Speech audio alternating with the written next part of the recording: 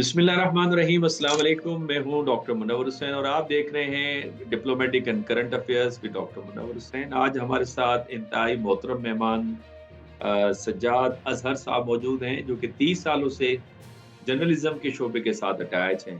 पहले तो सज्जाद भाई, बहुत बहुत शुक्रिया आपके वक्त का। सर डॉक्टर साहब, बहुत शुक्रिया, आपने हमें इनवाइट किया अपने जी, शो में। शुक्रिया। नाजरीन, आज जो हम बात करना चाहेंगे वो अयोध्या में बनने वाले राम मंदिर की कहानी पर बात करेंगे। और चूंकि सज्जाद अजहर भाई ने इंडिपेंडेंट उर्दू के अंदर 26 जनवरी 2024 को एक बड़ा डिटेल्ड आर्टिकल लिखा है, जो रिसर्च पर बेस करता है, जिसपे उन्होंने बताया है कि जो कि 22 जनवरी को जो इफ्तिताह किया गया राम मंदिर का, मोदी साहब ने इफ्तिताह किया, उसका संग बुनियाद भी मोदी साहब ने रखा था 2020 5 अगस्त को। और इससे पहले 2019 को सुप्रीम कोर्ट ने फैसला दिया था कि इस पूरी जमीन जो है वो तकरीबन 1.7 एकड़ बनती है, वो राम मंदिर के लिए मुख्तस की जाए, और मुसलमानों को तकरीबन 2 एकड़ जमीन जो है वो अलग दिया जाए, धनीपुर के इलाके, जो तकरीबन 18 किलोमीटर दूर है अयोध्या से। और अयोध्या की जो ये मस्जिद है, बाबरी मस्जिद, इससे तकरीबन 25 किलोमीटर बन जाती है।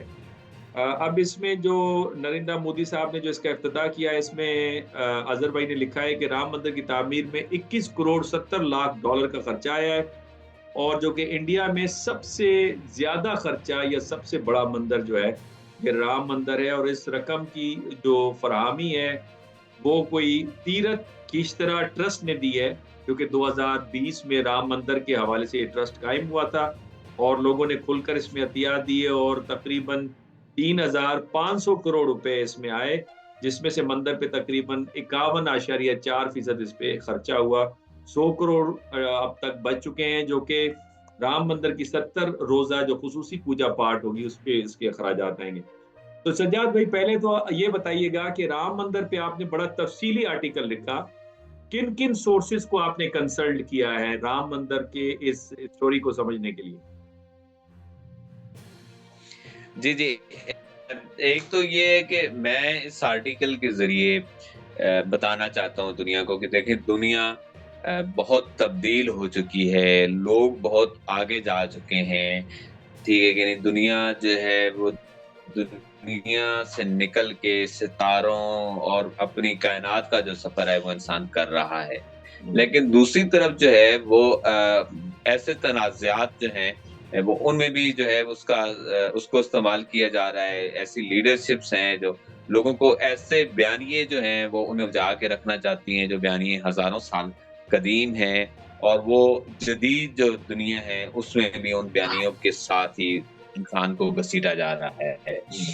तो मुझे मतलब है कि राम जो चंद्र हैं उनकी जो वाबस्तगी है उनके साथ हिंदुओं की, मुझे उससे कोई सरोकार नहीं है। बिलाशुबा किसी भी मज़हब का जो मुतबर्रिक लोग हैं, वो तमाम मज़ाहिब के मानने वालों के लिए भी मुतबर्रिक ही हैं।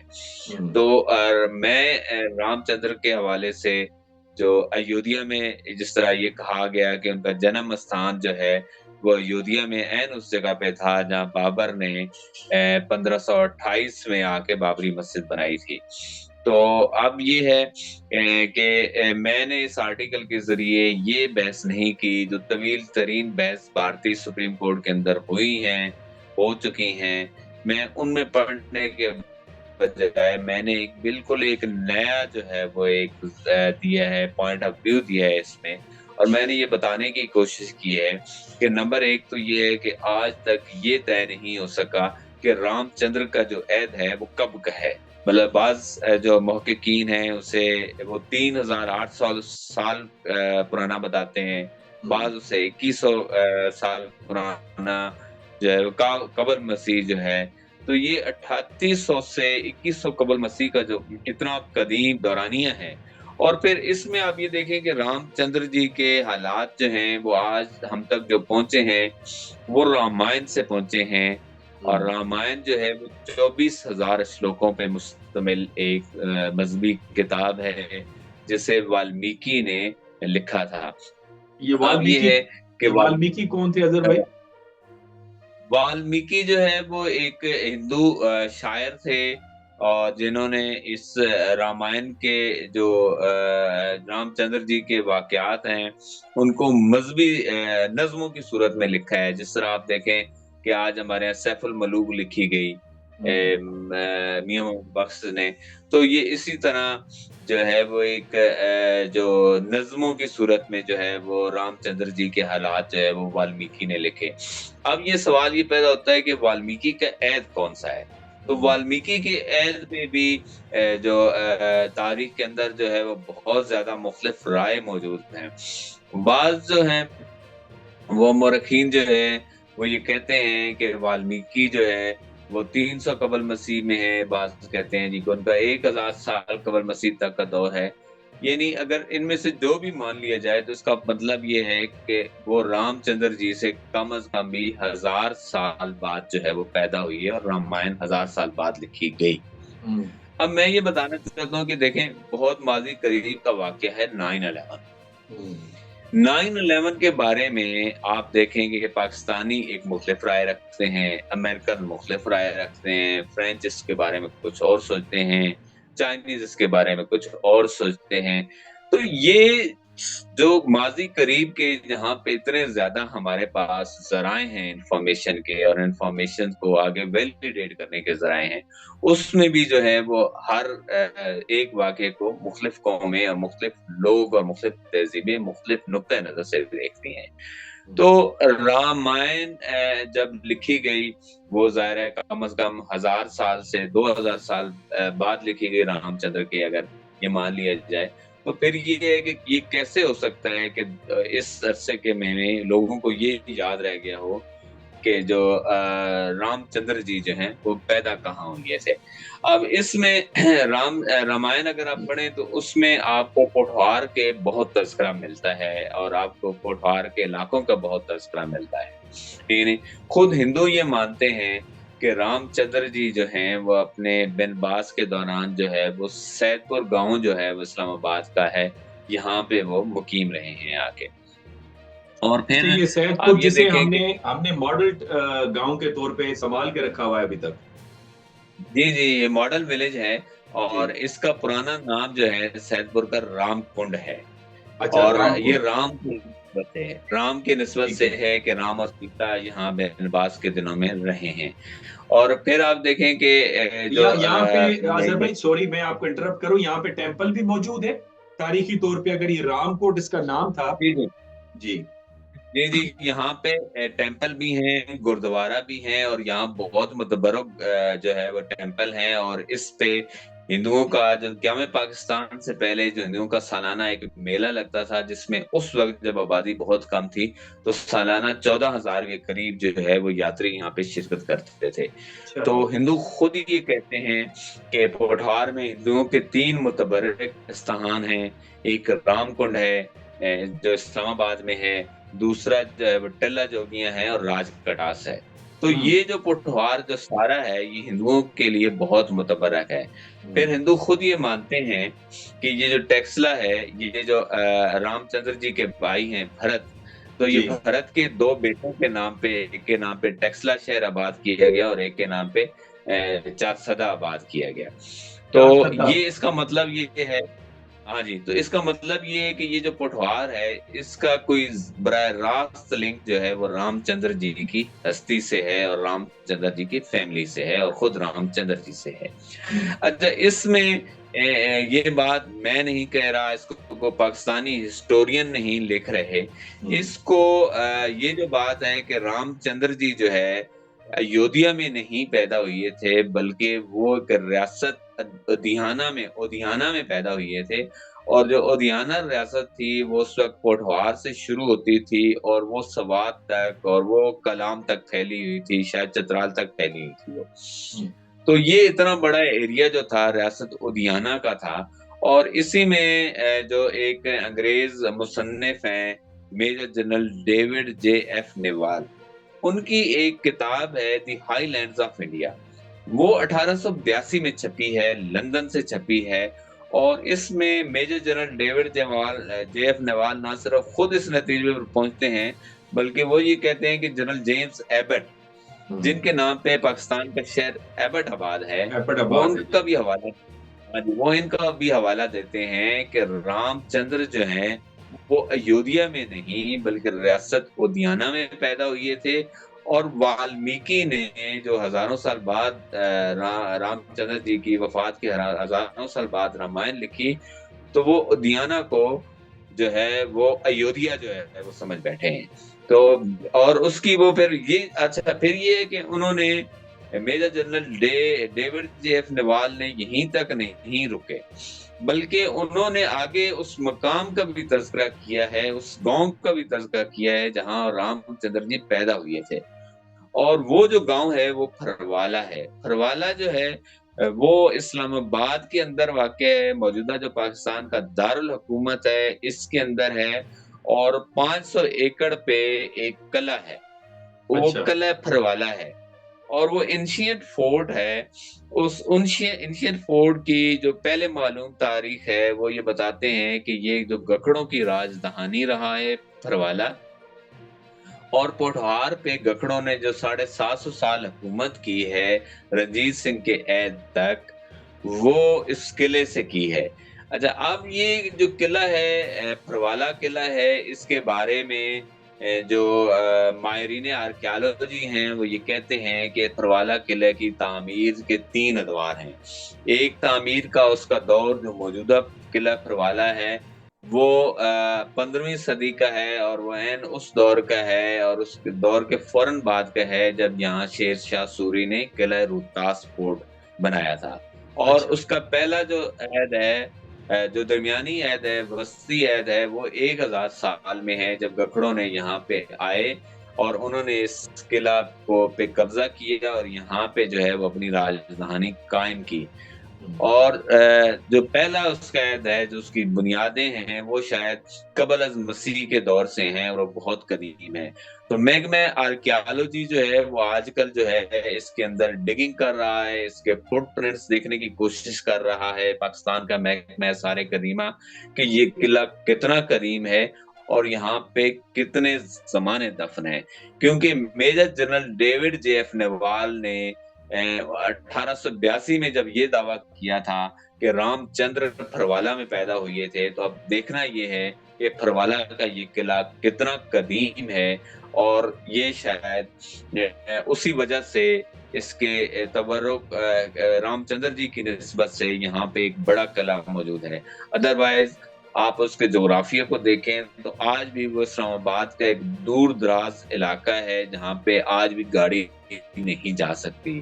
وہ جنگلوں کے اندر ہے، پہاڑوں کے اندر ہے، سنگلاخ چٹانیں ہیں اس پہ کہ بعد واقع ہے.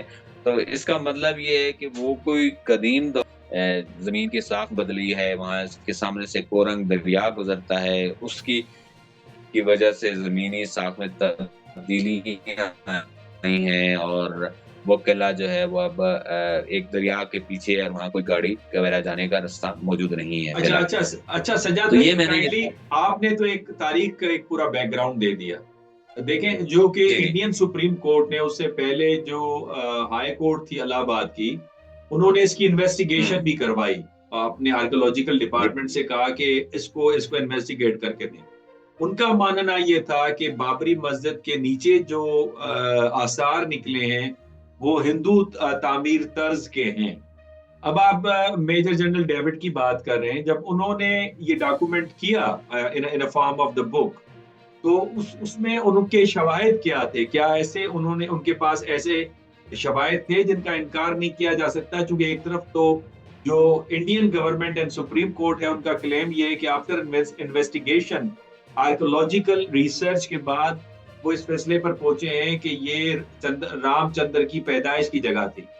دوسری طرف آپ میجر جنرل ڈیوڈ کی بات کر رہے ہیں، تو ان کے پاس کیا شواہد تھے اس سوال سے؟ جی دیکھیں، ایک بات یہ ہے کہ آپ جو سب سے پہلے جو ہے وہ انگریزوں نے ہی بتایا تھا کہ یہ، بلکہ ایک جو عیسائی مبلغ سے اس نے بتایا تھا کہ یہ جو رام چندر جی کی پیدائش سے ہے وہ ایودھیا میں عین اس جگہ ہوئی تھی جہاں پہ بابری مسجد ہے. اچھا، اب اچھا، یہ ہے کہ یہ بھی انگریزوں نے بتایا تھا؟ یہ بھی انگریزوں نے بتایا تھا. اب دو چیزیں اس میں بڑی واضح ہیں. نہیں دیکھیں نہیں، ایک بات یہ اظہر ہے بھائی، ڈاکٹر صاحب. معذرت میں آپ کو ٹوک رہا ہوں، اس کا مطلب یہ جی ہے کہ آپ اپنی وہ بات کو کنٹینیو کیجیے گا.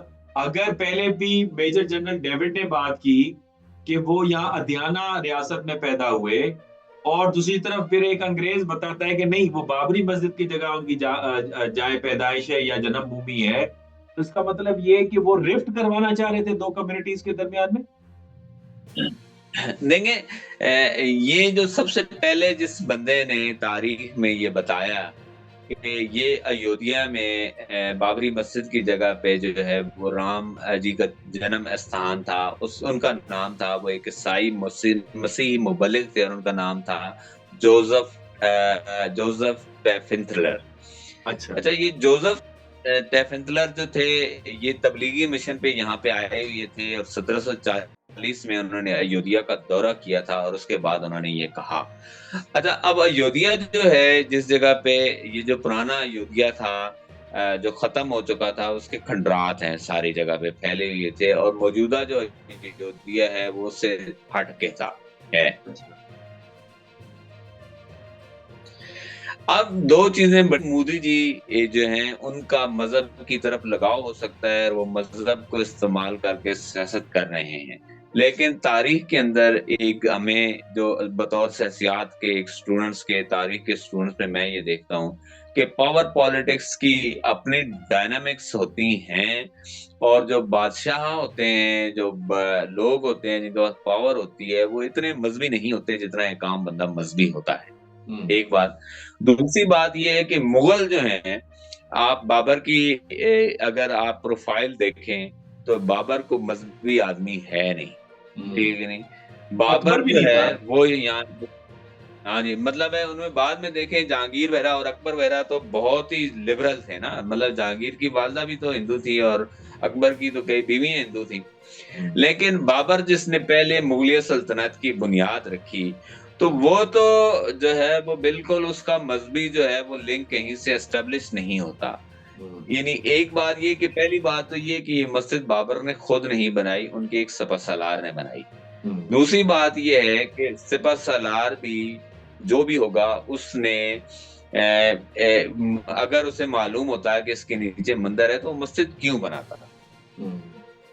نہیں، ایسا کوئی جو ہے وہ جواز بنتا نہیں ہے. نہیں، لیکن کیونکہ ظاہر ہے سجاد بھائی اس میں چونکہ جو نیریٹو جو بیانیہ بھارت سے آتا ہے نا ہمارے پاس، وہ دو جی جی بیانیہ ہے جس میں مودی صاحب کی ساری پالیٹکس ہے، جس سے ہائپر نیشنلزم کو کریٹ کیا گیا ہے.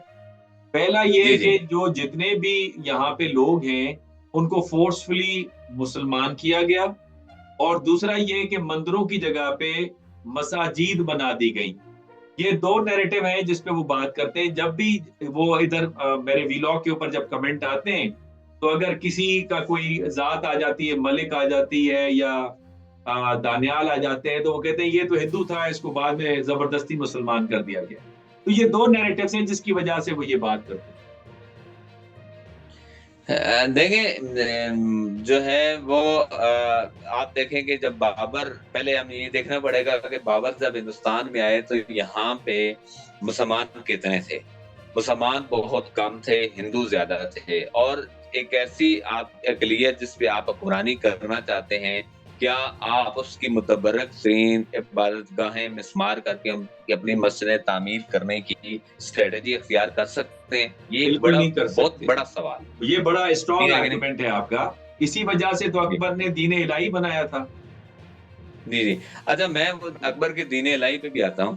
اب مسئلہ یہ ہے کہ یہ جو ہے کہ ایسا نہیں ہوتا، اور ایسا بالکل نہیں ہوتا. ہاں یہ ہو سکتا ہے. دیکھیں کہ ایک پرانا شہر ہے، آج بھی آج کا ہم ٹیکسلا کو دیکھیں، تو ٹیکسلا میں بہت سے گھر ہیں جو بنے ہوئے ہیں اوپر، اور ہو سکتا ہے کبھی ان کی کھدائیاں ہوں تو نیچے کوئی اسٹوپے نکل آئے، نیچے کیا نکل آئے. تو اب یہ غیر ارادی طور پہ بن گئے ہیں، کیونکہ لوگوں کو تو پتہ نہیں ہے کہ نیچے کیا دفن ہے، اس کے نیچے ہے کیا، اس کے 15 فٹ نیچے کیا ہے، اس کے 20 فٹ نیچے کیا، لوگوں کو نہیں پتا. تو اسی طرح یہ آرگومنٹ بالکل نہیں مانا جا سکتا کہ بابر یا اس کے کسی سپہ سالار نے یہاں مسجد بنوائی، اور اس وجہ سے بنوائی کہ وہاں پہ رام کا جنم استھان تھا. یہ بالکل جو ہے وہ نہ ماننے والی بات ہے. اور دوسری بات آپ نے بابر اس کی دین الہی کی تو میں یہ سمجھتا ہوں تاریخ کے یہ اسٹوڈنٹس کے میرا طور خیال پہ ہے سجاد بھائی، یہ دین الہی پہ اور بابر پہ ایک جی ایپیسوڈ آپ کے ساتھ اور کریں گے. کائنڈلی یہ بتائیے گا کہ صحیح ہے اب صحیح ہے یہ بتائیے گا کہ آخری سوال آپ سے کرنے لگا ہوں، چونکہ ہم نے اس کو اتنا لمبا نہیں کرنا، کہ اس کا مطلب یہ ہے کہ اگر رام چندر جی پاکستان کے علاقے میں پیدا ہوئے اور آپ کا اسٹرانگ آرگومنٹ ہے، اس کے اوپر ریسرچ بھی ہے، اور ماضی میں بدھزم اور ہندوازم کی شروعات بھی اسی علاقے سے ہوئی ہے. ٹیکسلا میں جو ریاست تھی، وہ جو ہڑپا اور اس سے پہلے موجودڑو سندھ کے اندر جو آثار قدیمہ ہے وہ بالکل یہی بتا رہے ہیں. تو اس کا مطلب یہ ہوا کہ جو مقدس جگہ ہے ہندوؤں کی اور بدھسٹ کی، وہ ہمارا ٹیکسلا، اسلام آباد، لاڑکانہ جو ہے یہ مقام ہے. چونکہ سکھر کے اندر بھی ایک ایسا مندر موجود ہے دریا سندھ کے درمیان میں جو کافی صدیوں پرانا ہے. تو بجائے یہ کہ وہ وہاں پہ بالکل کنسنٹریٹ کریں، اصل ان کی جگہ ادھر ہے. بالکل ان کی جگہ یہاں پہ متبرک جگہ یہاں پہ، اور ہم بطور پاکستانی گورنمنٹ آف پاکستان بھی، پاکستانی لوگ بھی ہندوؤں کے جو مقدس مقامات ہیں ان کی بہت ادب احترام کرتے ہیں، اور ہم یہ چاہتے ہیں کہ یہاں پہ ہندوؤں کو آنے کی، اپنی مذہبی رسومات ادا کرنے کی آزادی ہونی چاہیے، اور ہندو اس کو جس طرح ڈیولپ کرنا چاہتے ہیں اپنے استحانوں کو، قدیم استحانوں کو، وہ اپنی مرضی سے ڈیولپ کریں، یاتری آ جا سکیں. اس سے جہاں پہ پاکستان کی اکانومی کو بوسٹ ملے گا، وہاں پہ دونوں ملکوں کے پیپل ٹو پیپل جو تعلقات ہیں وہ بحال ہوں گے، وہ دوبارہ اسی طرح سے ہوں گے جس طرح ہم 1000 سال پہلے اکٹھے رہتے رہے ہیں، اور ہم آئندہ بھی 1000 سال اکٹھے رہ سکتے ہیں، اچھے ہمسایوں کی طرح رہ سکتے ہیں، دوستوں کی طرح رہ سکتے ہیں. تو یہ جو نفرت کا بیانیہ ہے وہ ادھر سے کو بنائے یا ادھر سے بنائے، یہاں کی عوام کو سوچنا چاہیے کہ یہ دنیا بہت بدل چکی ہے، دنیا بہت آگے جا چکی ہے، اور ہمیں بھی اس بدلتی ہوئی دنیا سے پاکستان اور انڈیا کے لوگوں کو بھی بہت کچھ سیکھنا ہے. بہت شکریہ سجاد اظہر صاحب، بڑی آپ نے تفصیلاً اور بڑا خوبصورت انداز سے اپنے دلائل دیے. آپ کے میں چاہتا یہ کہ ہر ہفتے آپ کے ساتھ ایک شو کیا جائے سجاد بھائی، جس میں مختلف پہلوؤں پہ ہم زور دیں. مثال کے طور پہ ابھی آپ نے اکبر کی بات کی، بابر کے دور کی ہم تھوڑی سی بات کر لیں گے، اور اورنگزیب کے دور کی بھی بات کر لیں گے، اور تبدیلی کہاں سے آئی اور یہ نفرتیں کیوں کر بنی مسلمان اور ہندوؤں کے درمیان میں. حالانکہ سب کانٹیننٹ کے اندر دیوالی، محرم اور ربیع الاول اکٹھے منائی جاتی تھی، سارے کمیونٹیز مل کے مناتے تھے. تو یہ بعد میں یہ کس طرح سے فساد پیدا ہو گیا، اس پہ تفصیلاً انشاءاللہ بات کریں گے. آپ کے وقت کا بہت شکریہ. ناظرین، آپ نے سجاد اظہر صاحب کی بات کو سنا، اور میں چاہتا یہ ہوں کہ اس پہ اگر آپ کے مزید سوالات ہیں تو وہ آپ سوال ضرور بھیجیے، تاکہ نیکسٹ شو میں سجاد اظہر صاحب سے وہ سوالات کے جوابات ہم لینے کی کوشش کریں. اجازت دیجیے، اللہ حافظ.